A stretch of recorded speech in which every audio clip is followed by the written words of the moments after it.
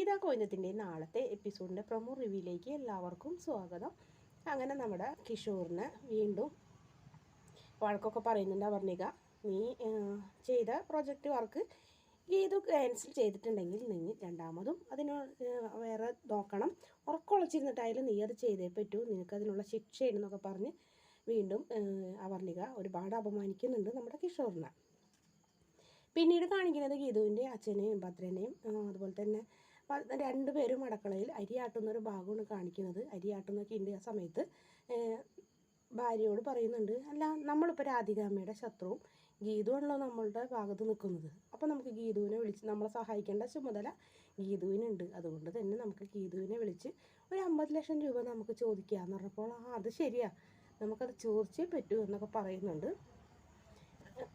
ഭദ്രൻ പറയുന്നുണ്ട്, എന്നാൽ നമുക്ക് ചോദിക്കാമെന്ന് പറയുന്നു.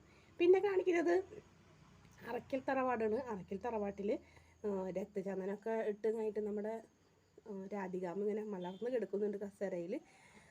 കാഞ്ചനേണി അതൊക്കെ ഇട്ട് കൊടുക്കുന്നുണ്ട്. പക്ഷേ എന്തുകൊണ്ടോ അതിന് അസ്വസ്ഥതയൊക്കെ നമ്മുടെ രാധികാമ്മയ്ക്ക് തോന്നുന്നുണ്ട്. എന്തായാലും ആ അസ്വസ്ഥത നമ്മുടെ ഗീതു അതിലെന്തായാലും മുളകൊടി കലക്കിയിട്ടുണ്ട്. അതുകൊണ്ടാണ് രാധികാമ്മയ്ക്ക് നീറുന്നതായിട്ടുള്ളൊരു ഭാഗമൊക്കെ ഇനി കാണിക്കുന്നത്. വീഡിയോ ഇഷ്ടപ്പെട്ടാണെങ്കിൽ ഈ ചാനൽ ഒന്ന് സബ്സ്ക്രൈബ് ചെയ്ത് സപ്പോർട്ട് ചെയ്യണേ പ്ലീസ്.